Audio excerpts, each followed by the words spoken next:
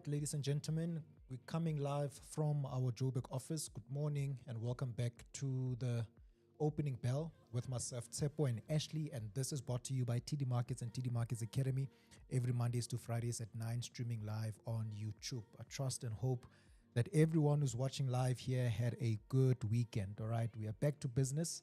So let's get right into it. So this week is going to be heavily dominated by the technicals, right? There isn't a lot of fundamentals this week.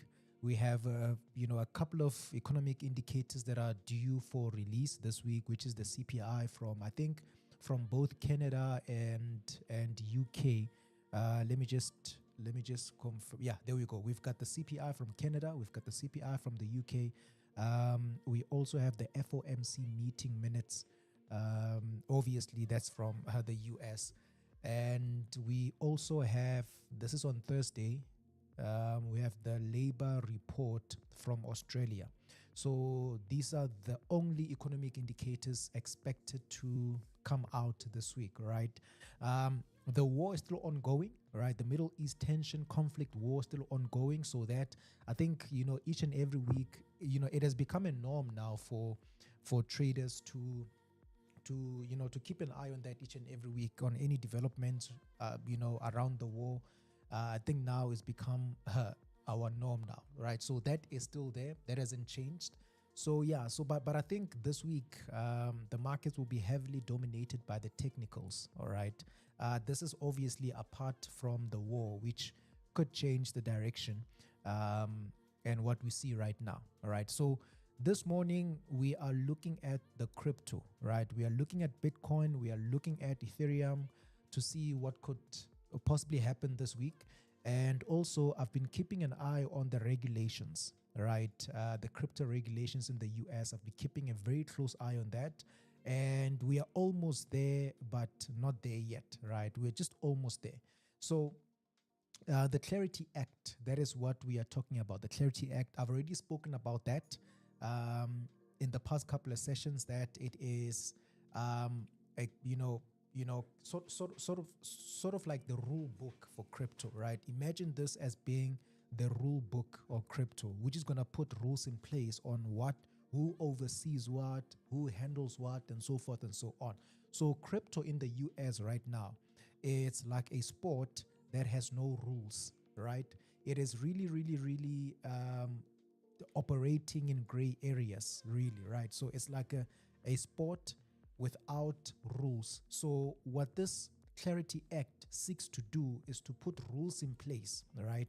That will obviously clarify between the SEC and the CFTC who oversees what, right?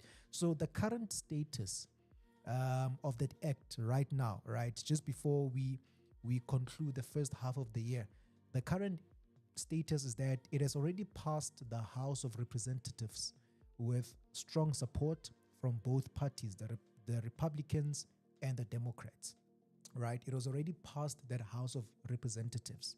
And then it recently made good progress in the Senate. Now, I want you guys to kind of like put dots in between here, right? To see how these things work. So first, it has passed the House of Representatives. That's first. Secondly, it has made good progress in the Senate, right? A key committee approved it, right? A key committee.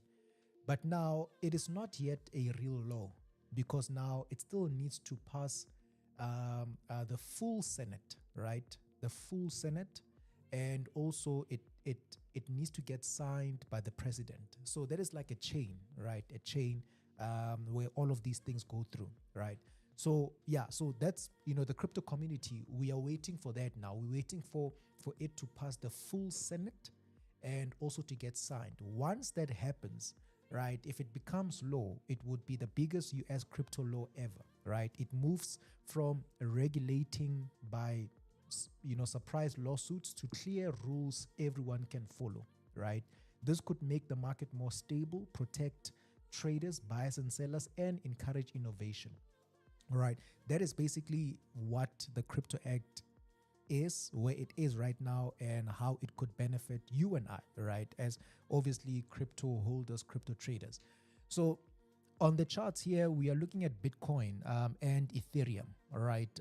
If you take a look at Bitcoin from the weekly time frame going down, you will notice that it has, uh, created some sort of resistance on the 61.8 and the 50 zone, right? So the market, after this aggressive sell-off impulse, it corrected all the way to that 61.8 and 50 zone.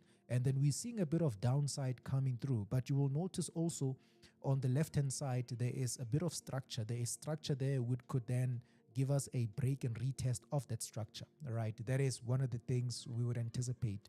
So at the moment, we're seeing, last week's trading was very bearish for Bitcoin, right? Last week was a very bearish week for Bitcoin.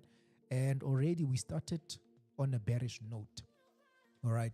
So if you take a look at what's happening on the lower time frames, the structure seems like it is changing. It is trying to change, right? The structure seems like it's trying to change. Price is now breaking out of this channel, right? Price is breaking out of this channel. We have this structure on the left. Let me just highlight. Right, we've got this structure on the left, right?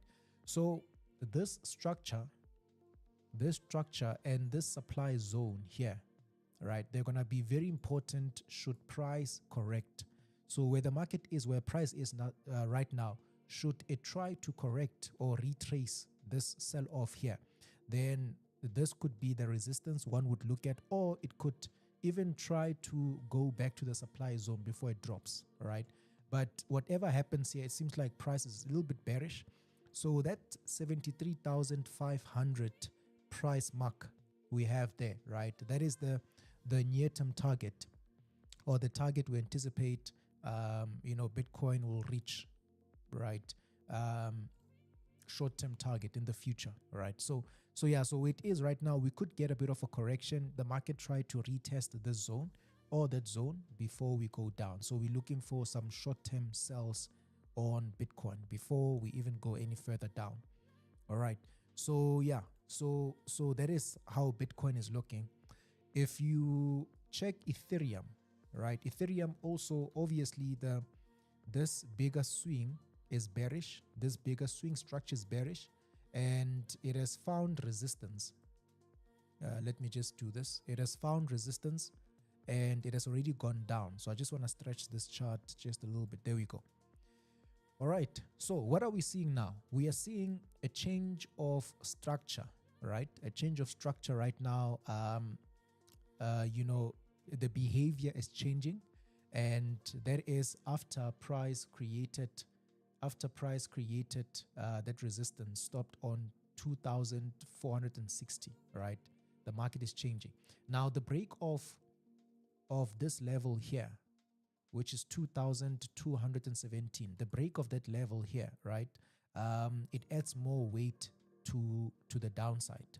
It adds more weight to the downside because now there was a huge possibility chance that price was going to bounce on that and then do this. There was a huge possibility chance, all right?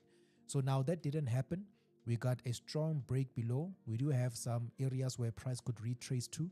So this also is looking, it seems like it's going to go down. It's going to continue trading lower for this week, all right? Maybe even starting the second term or the second half of the year. So yeah, so Ethereum, we are still bearish on this one, looking for more downside. That 1965 or 1966, that is the level we're anticipating Ethereum will reach, right? But we'll take it piece by piece or bit by bit. So yeah, so any retracement, any correction that forms, we're anticipating price to continue pushing towards the downside because the behavior is changing now. All right, so some short-term sells is what we are looking for.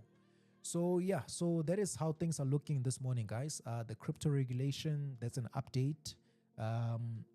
Ethereum and Bitcoin, how they're looking right now. So let's see what's going to happen this week. All right, and yeah, that's it from us, ladies and gentlemen. You guys must have a good one. We'll catch you guys back again tomorrow. All right, obviously, you guys can open up an account, sign up for a real account, live account on the website on the screen. If you want to send us an email, the email is also on the screen. All right. So that's it, guys. Have a good one. We will catch you guys again tomorrow. Cheers.